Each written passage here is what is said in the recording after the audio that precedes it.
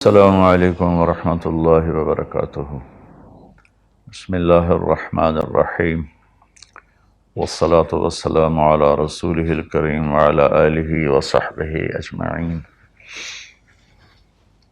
میرے عزیزوں، بھائیوں، بہنوں، بچوں، بچیوں، اور جن سب تک میری بات پہنچے اور اللہ پہنچائے، میرا سب کو سلام ہو۔ اور میں پچھلے دنوں گر گیا تھا، لیکن شکر ہے اللہ کا، ہڈی نہیں ٹوٹی، کوئی دانت نہیں ٹوٹا، لیکن پورے چہرے میں درد ہے۔ تو مجھے ایسے خیال آیا کہ کچھ قرآن کے ساتھ سفر کرنا چاہیے، کچھ حدیث پاک کے ساتھ۔ تو جتنی ہمت ہوگی میں آپ کے سامنے کچھ نہ کچھ پیش کرتا رہوں۔ تو آج میں نے قرآن پاک سے ایک بڑی خاص چیز اخذ کی ہے، وہ آپ کو پیش کرنا چاہتا ہوں۔ انسان کے علاوہ جتنی مخلوق ہے سب تعلیم یافتہ ہے۔ انہیں یہ پتہ ہے ہمارا بنانے والا کون ہے، انہیں یہ پتہ ہے ہماری بندگی کیا ہے۔ کل قد علم صلاتہ و تسبیحہ، ہر شے کو پتہ ہے میں نے بندگی کیسے کرنی ہے، اللہ کو یاد کیسے کرنا ہے۔ تو یہ آیت بڑی خوبصورت ہے پوری کائنات کو بتانے کے لیے کہ ایک پتھر کو بھی پتہ ہے کہ میرا رب کون ہے اور میری بندگی کیا ہے، میری نماز کیا ہے۔ وَإِن مِّن شَيْءٍ إِلَّا يُسَبِّحُ بِحَمْدِهِ، یہ اس سے بھی زیادہ طاقتور ہے مفہوم کے لحاظ سے آیت، کہ کائنات میں ایک ریت کے ذرے سے لے کر ہمالیہ پہاڑ تک کوئی چیز ایسی نہیں جو اللہ کو یاد نہ کرتی ہو۔ لیکن انسان جاہل پیدا ہوتا ہے، اس لیے آپ حیران ہوں گے بڑے بڑے پڑھے لکھے مفکر سائنسدان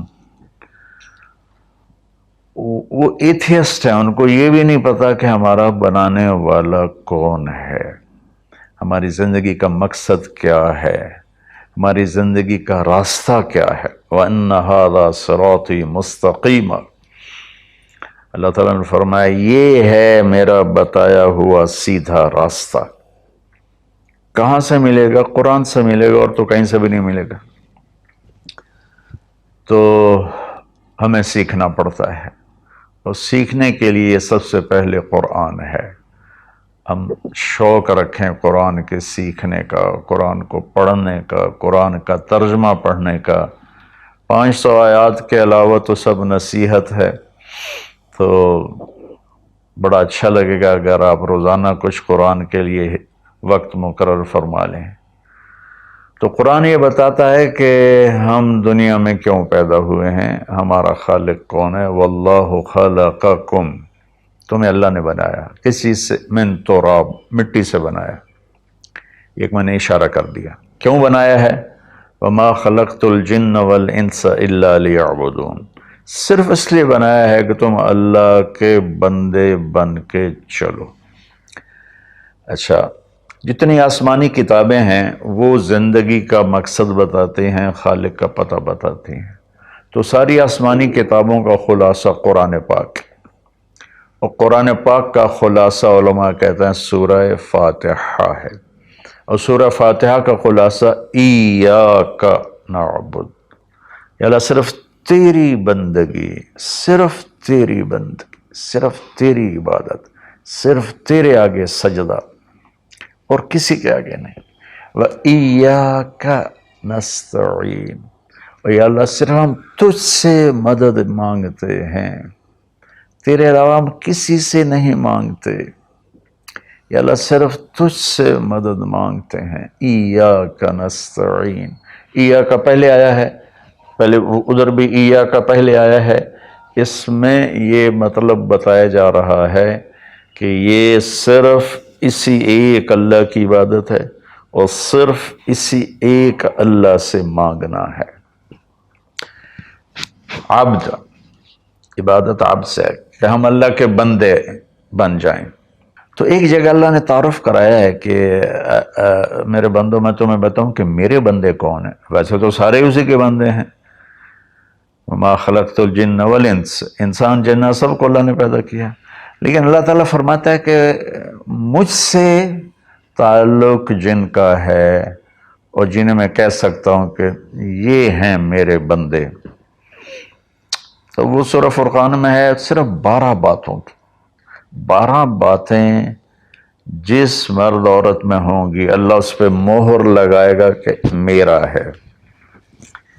جب میرا ہے تو پھر اللہ تعالیٰ اس کے ساتھ معاملہ خاص کرے گا نا۔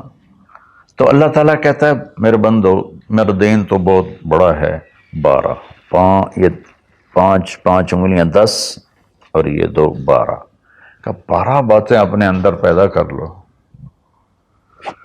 تم میرے بنو گے، پھر جو تمہاری طرف ہاتھ اٹھے گا اس سے میں کاٹوں گا، جو پاؤں اٹھے گا اس سے میں توڑوں گا، جو آنکھ اٹھے گی اس سے میں پھوڑوں گا، تو پہلے میرے بنو تو صحیح۔ وہ کیا ہیں؟ وعباد الرحمن الذین یمشون علی الارض ہونا، پہلی صفت کہ اللہ کہتا ہے میرے بندے کون ہیں؟ کہتا ہے جو زمین پر عاجزی اور تواضع اختیار کرے۔ اللہ اکبر۔ زمین پر جب کسی کو اقتدار مل جاتا ہے تو اکڑ کے چلتا ہے، پیسہ مل جاتا ہے اکڑ کے چلتا ہے، شہرت مل جاتی ہے اکڑ کے چلتا ہے۔ تو اللہ نے کہا پہلی نشانی کیا ہے؟ عاجزی اختیار کرو۔ تو کوئی وظیفہ نہیں بتایا، کوئی تسبیح نہیں بتائی، کہا عاجزی اختیار کرو، اپنی حیثیت کو یاد رکھو کہ اول نطفہ ہوں، آخر ایک مردار ہوں، کچھ عرصے کے بعد چند مٹھی مٹی ہوں، اور پھر اللہ مجھے کھڑا کرے گا تو اس دن دیکھا جس کی نیکیاں بڑھیں گی تو وہ عزت دار ہے، جس کی گھٹ گئیں وہ ذلیل و خوار ہے۔ تو پہلی صفت ہے کہ اللہ کے بندے وہ ہیں جو عاجزی اختیار کرتے ہیں، صرف یہ نہیں کہ زمین پر تواضع سے چلنا، نہیں، وہ پوری زندگی ان کی عاجزی کی ہوتی ہے۔ سورہ لقمان میں ہے کہ لا تمش فی الارض مرحا، بیٹا اکڑ کے کبھی نہ چلنا، انک لن تخرق الارض ولن تبلغ الجبال طولا، کہ تو نہ تو پہاڑوں سے اوپر قد لے جا سکتا ہے، نہ ایڑی مار کے زمین پھاڑ سکتا ہے۔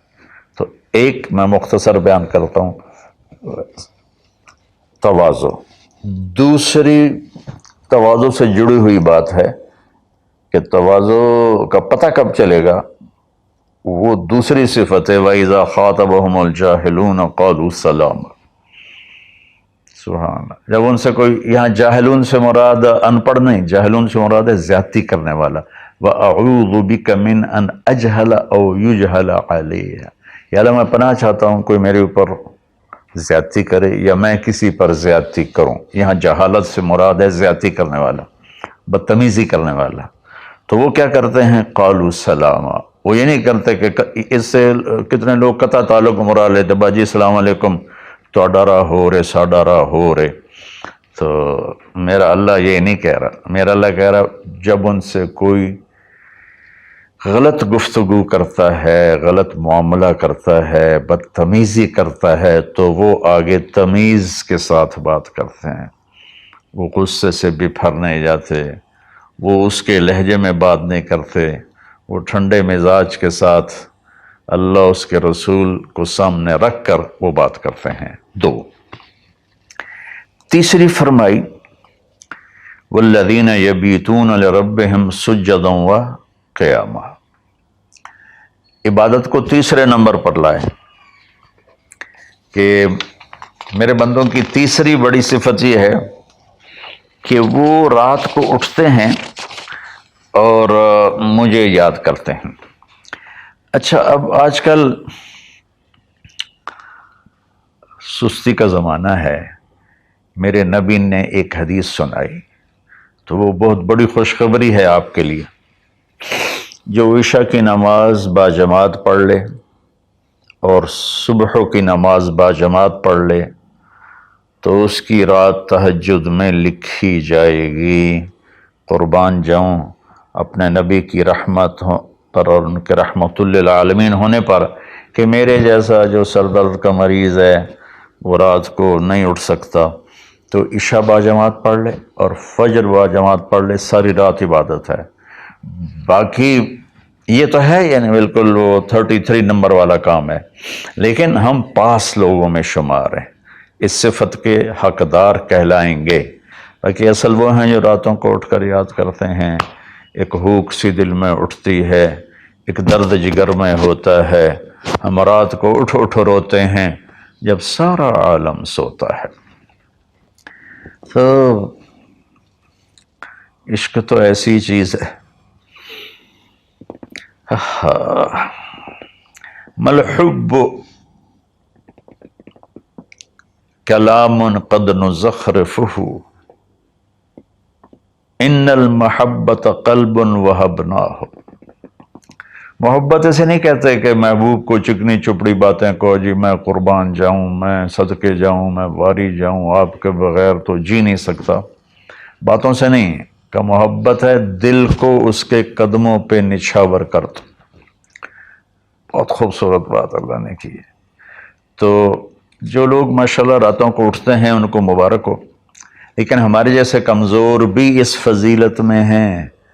عشاء باجماعت پڑھ لو، فجر باجماعت پڑھ لو، اور پھر اللہ تعالیٰ پہ قربان جائیں کہ ان کی جو ہے نا دعا اللہ تعالیٰ بتاتا ہے،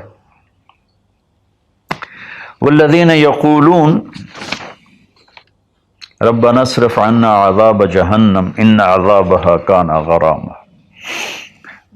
وہ اللہ ان کی دعا بتا رہا ہے کہ وہ کہتے ہیں یا اللہ ہم سے عذاب جہنم دور فرما، چونکہ یہ نہ ٹلنے والا عذاب ہے جو چمٹ جاتا ہے، اور وہ انہا ساءت مستقرا و مقاما، اور یا اللہ وہ بہت ہی برا ہے، بہت ہی برا ہے۔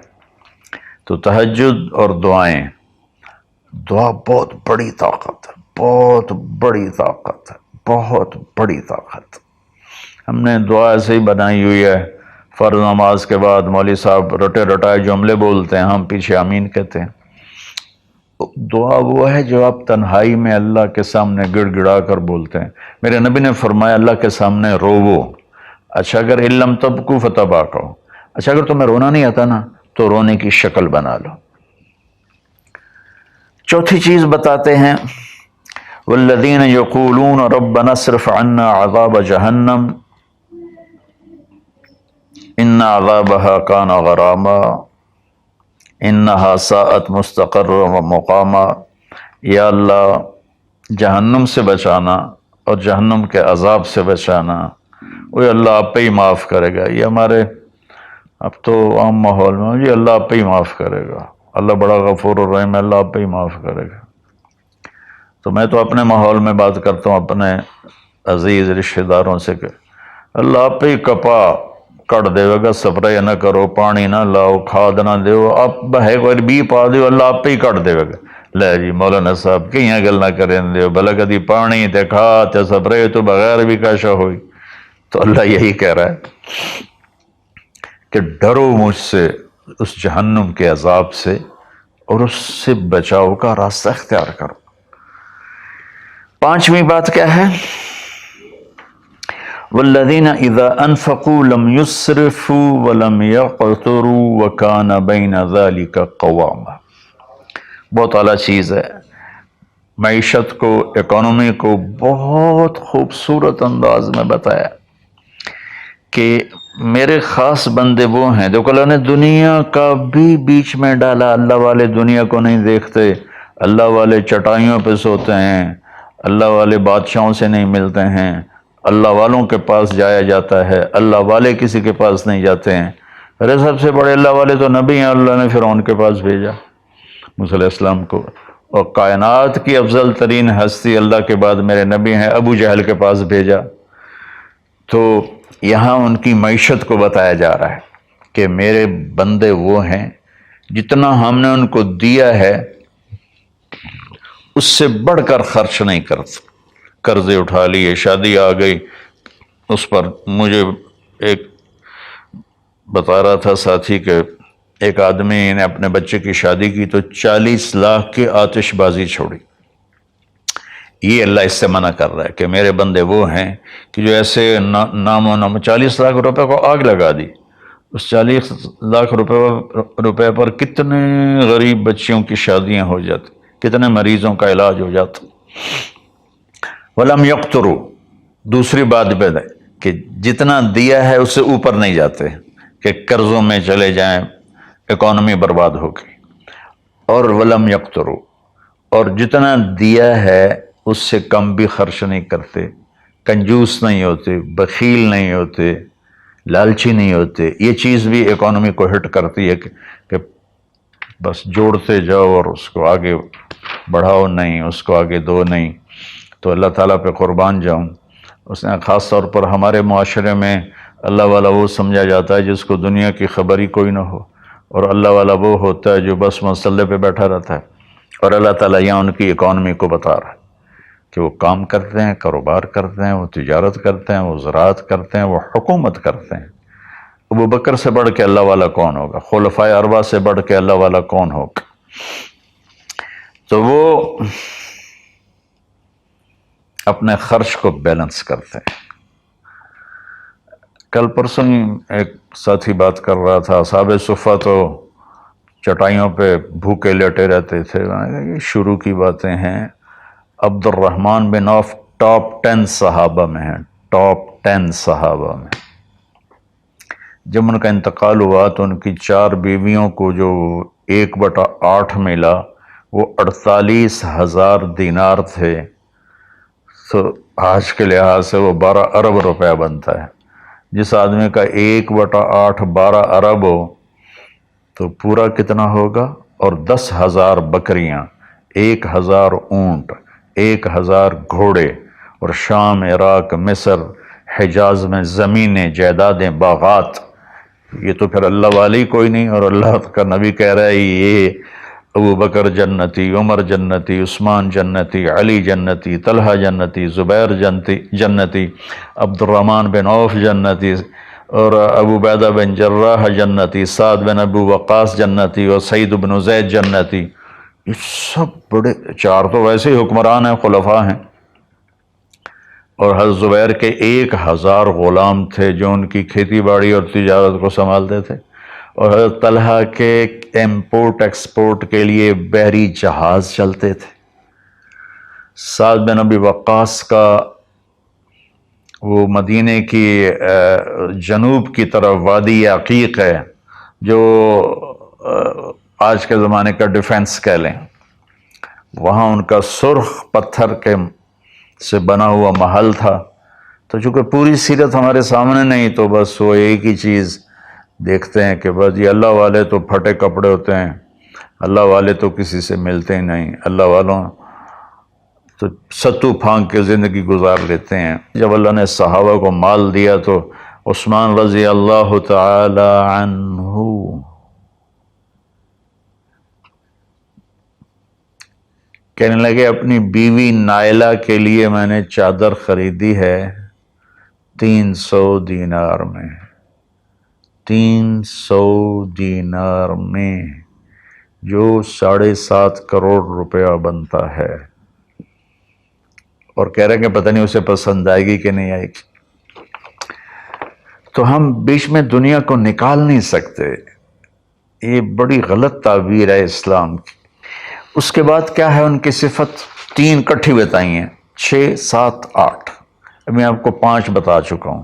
تواضع، عاجزی، اور برائی کا جواب اچھائی، اور راتوں کو اٹھ کے بندگی، اور اپنے کاروبار زندگی میں اعتدال اور بیلنس آف اکانومی تب ہوگا جب اخراجات کو کنٹرول کیا جائے گا۔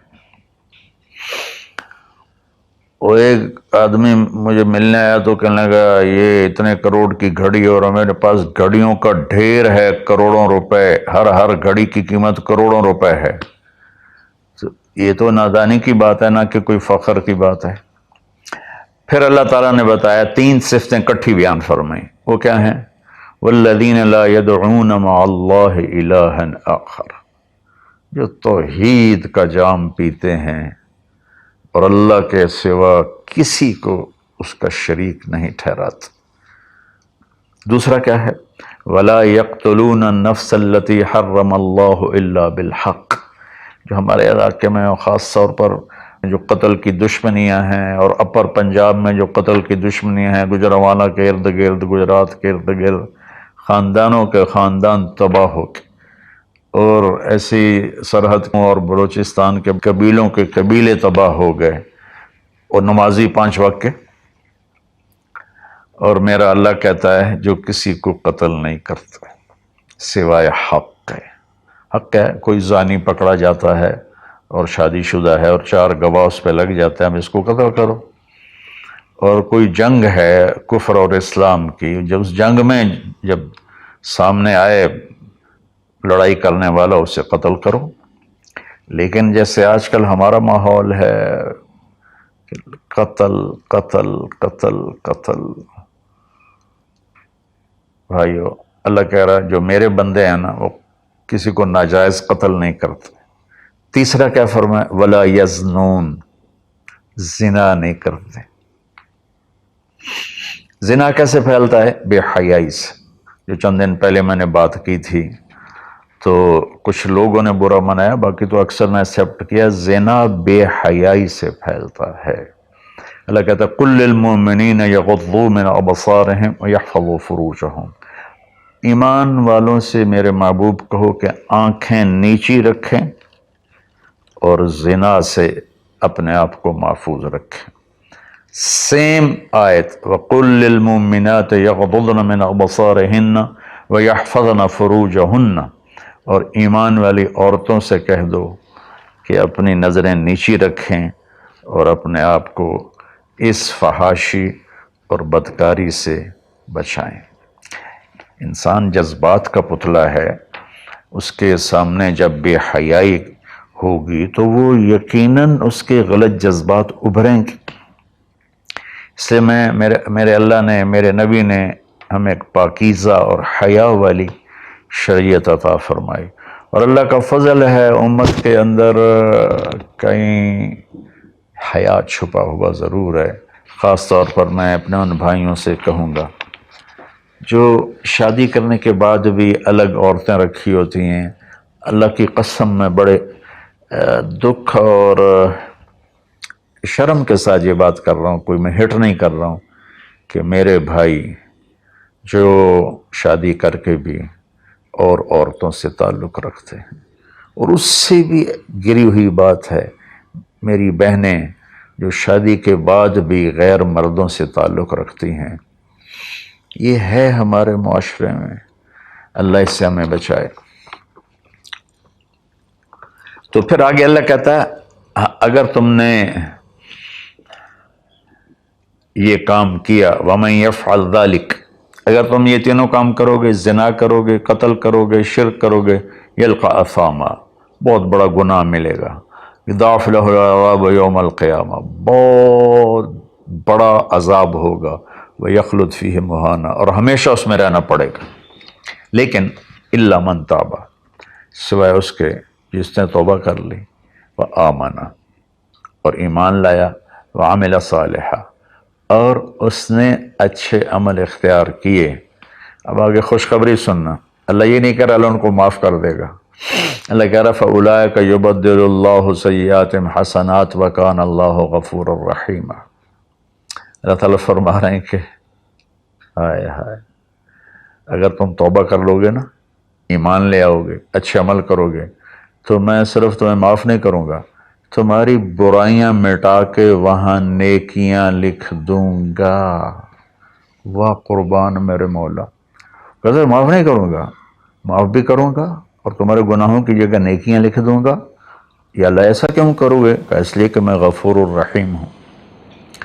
تو من تاب وعمل صالحا فإنہ یتوب الی اللہ متابا، آگے اللہ نے بتایا کہ توبہ کرنے والا ہے کون؟ جو توبہ کرنے کے بعد اپنے عمل کو بدلتا ہے، اچھا کرتا ہے، یہ ہے صحیح توبہ کرنے والا۔ لیکن ایک خوشخبری سنا دو، مثلا ایک آدمی کی توبہ کر کے توڑ دیتا ہے۔ چند دن پہلے ایک نوجوان کا فون تھا، روز نے دھاڑے ماری کہ جی توبہ کرتا ہوں، پھر 15 دن بعد ٹوٹ جاتی ہے، پھر توبہ کرتا ہوں، پھر 15 دن بعد ٹوٹ جاتی ہے۔ میں نے کہا توبہ کرتے ہو؟ کہتا جی کرتا ہوں۔ میں نے کہا معاف ہے۔ وہ انسان ہی نہیں جس سے خطا نہ ہو، وہ انسان ہی نہیں جو بھولے نہیں۔ تو میرے اللہ نے توبہ کی کوئی لمٹ نہیں رکھی، نہ عدد نہ عمر۔ بھائی تو 60 سال کا ہو گیا ہے، تجھے حکومت پاکستان ریٹائر کرتی ہے، ہم بھی تیری توبہ قبول نہیں کریں گے۔ یا بھائی تو 3 دفعہ کر چکا ہے گناہ، اب ہم تیری توبہ قبول نہیں کریں گے۔ اللہ تعالیٰ کہتا ہے لو بلغت الذنوب عنان السماء ثم استغفرتنی غفرت لک ولا ابالی۔ میرے بندے میں اتنا بڑا رحم کرنے والا ہوں، تم ایک عورت یا ایک مرد اتنے گناہ کرو کہ زمین پہ رکھتے رکھتے رکھتے رکھتے آسمان کی چھت کو لگا دو، پھر ایک دفعہ کہو یا اللہ معاف کر، تو میں ساری معاف کر دوں۔ ہمارا اللہ بڑا پیارا اللہ ہے۔ اچھا، 9ویں صفت کیا ہے ان کی؟ والذین لا یشہدون الزور واذا مروا باللغو مروا کراما۔ اس کا ایک ترجمہ تو یہ ہے کہ جہاں گندی محفل ہو اور شرابی کی محفل چل رہی ہے، یا کوئی ناچ گانے کی محفل چل رہی ہے، یا کہیں کسی کی غیبت ہو رہی ہے، برائی ہو رہی ہے، کسی پہ ظلم ہو رہا ہے، تو وہ اس میں شامل نہیں ہوتے، چپ کر کے دائیں بائیں سے نکل جاتے ہیں۔ دوسرا ترجمہ یہ ہے کہ جو جھوٹی گواہی نہیں دیتے، جو جھوٹی گواہی نہیں دیتے۔ اچھا، اس میں ایک بڑی اور خوبصورت بات ہے، مروا کراما، وَإِذَا مَرُّوا بِاللَّغْوِ مَرُّوا کراما۔ میں دیکھوں گا شراب پی رہے ہیں بچے تو میں کہوں بدبخت، نامراد، ذلیل، کمینے، شرابیں پی رہے ہیں، چرس بیچ رہے ہیں یا چرس پی رہے ہیں، میرا یہ معاملہ ہوگا۔ لیکن مرو کرا، جب وہ کسی غلط محفل کو دیکھتے ہیں تو عزت کے ساتھ گزر جاتے ہیں، یعنی اپنا دامن بھی بچاتے ہیں، اور جو برائی کر رہے ہوتے ہیں ان کو بھی حقیر نہیں سمجھتے۔ میں اپنے دیندار طبقے کے سامنے ہاتھ جوڑتا ہوں کہ غلط راہوں پہ چلنے والوں کو حقیر نہ جانیں، ان سے نفرت نہ کریں، ان سے پیار کریں۔ میں اپنے گاؤں میں ہوں، تلمبا 3 کلومیٹر ہے، 250 طوائفیں ہیں، ان کو صرف بیٹی کہنے پر ان کی زندگی کیا سے کیا ہوگی۔ وہ کچھ ان کا وظیفہ لگایا تھا تو ان کی زندگی کیا سے کیا ہوگی۔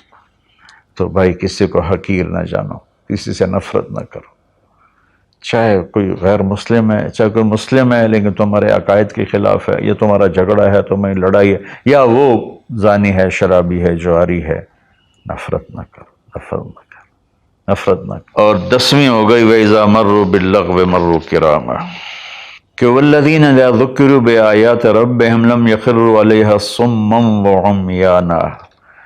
جب ان کے سامنے اللہ کی بات آتی ہے تو سننے سے انکار نہیں کرتے، یعنی آنکھیں بند نہیں کرتے، کان بند نہیں کرتے، کہ جیسے اندھے اور بہرے پر چیز پیش کرو تو اسے پتہ نہیں لگے گا۔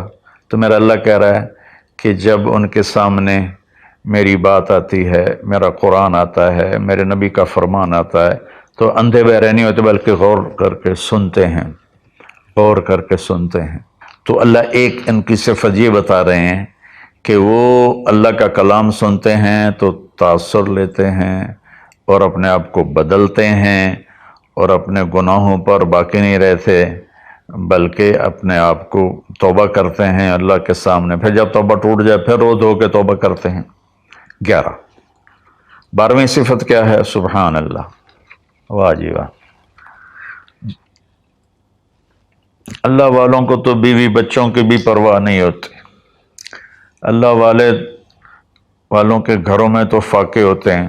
اب یہ اللہ والوں کی بات بتا رہا ہوں، والذین یقولون ربنا هب لنا من ازواجنا وذریاتنا قرۃ اعین وجعلنا للمتقین اماما۔ سبحان اللہ، جو کہتے ہیں یا اللہ ہمیں ہمارے ازواج یعنی بیویاں، ہماری اولادیں ایسی دے جو آنکھوں کی ٹھنڈک بن جائیں، اور ہمیں متقین کا سردار بنا، امام بنا۔ اپنی وجاہت مانگتے ہیں، وجاہت۔ اچھا، حب، وہب، آتا، اعطا، تین لفظ ہیں دینے کے، آتا دیا، اعطا دیا، وہب دیا، لیکن تینوں کے مطلب الگ الگ ہیں۔ آتا کہ میں نے آپ کو ایک چیز دی، قلم دیا، لیکن آپ کو مالک نہیں بنایا، واپس لے سکتے، بھائی واپس کرو۔ آتا میں آپ کو گاڑی دیتا ہوں تو میں آتا کا مطلب ہے کہ میں واپس نہیں لوں گا، یہ تمہاری پکی ملک ہو گئی۔ وہبا میں تمہیں وہ چیز دوں گا جو تیرے خواب و خیال میں بھی نہیں ہوگی، تیرے تصور سے بھی بالا تر ہوگی۔ کیا مانگتے ہیں اللہ والے؟ یا اللہ میری بیوی ایسی ہو، اتنی اچھی ہو کہ میرے تصور سے بھی بالا تر ہو، میری اولاد ایسی ہو، اتنی نیک ہو، اتنی صلاحیت والے ہوں کہ میرے تصور سے بھی بالا تر ہوں۔ اللہ ہمیں یہ دعا سکھا رہا ہے، یہ نہیں کہا کہ مانگو آتے نہ، کہہ رہا ہے حب لنا، یا اللہ ہمارے گمان سے بھی اوپر کر کے بیوی اور بچے دے، اور ہمیں دنیا میں وجاہت دے، عزت دے۔ اس کا مانگنا انسانی حقوق میں شامل ہے۔ ہاں ایسی وجاہت اور ایسی شہرت جس کے پیچھے شیطانی کام ہو وہ حرام ہے، ورنہ عزت نفس تو ہر انسان کو پیاری ہے۔ اور پھر اللہ تعالیٰ کہتا ہے قرۃ اعین، آنکھیں ٹھنڈی ہو جائیں۔ اس سے بڑی تعبیر پورے کلام عرب میں نہیں ہے اندر کی خوشی کی، آنکھیں ٹھنڈی ہو جانا۔ اس کا الٹا محاورہ ہے اسقط اللہ عینک، اللہ تیری آنکھیں گرم کرے، یعنی تجھے تکلیف دیکھنی پڑے، اللہ تیری آنکھیں ٹھنڈی کرے، یعنی تمہیں سکھ دیکھو، تم سکھ دیکھو۔ اور پھر آگے اللہ تعالیٰ کیا کہتا ہے اولئک یجزون الغرفۃ بما صبروا، یہ ہیں وہ جن کو صبر کے بدلے جنت کے بڑے گھر ملیں گے۔ وَيُلَقَّوْنَ فِيهَا تَحِيَّةً وَالسَّلَامًا، جس میں گاڈ آف آنر ان کو پیش کیا جائے گا، سلام کیا جائے گا۔ خالدین فیہا، اس میں ہمیشہ رہیں گے۔ حسنت مستقرا و مقاما، جو ہمیشہ کے لیے خوبصورت رہے گا، اس کا حسن بڑھتا رہے گا، اور تمہارا بھی قیام کبھی نہ ختم ہوگا۔ میری بات تھوڑی لمبی ہو گئی، معافی چاہتا ہوں، لیکن میرے دوستو اللہ کے واسطے جو کام کرو اللہ کے بندے بن کے کرو۔ سیاست کرنی ہے اللہ کے بندے بن کے کرو، تجارت کرنی ہے اللہ کے بندے بن کے کرو، ملازمت کرنی ہے اللہ کے بندے بن کے کرو، زراعت کرنی ہے اللہ کے بندے بن کے کرو۔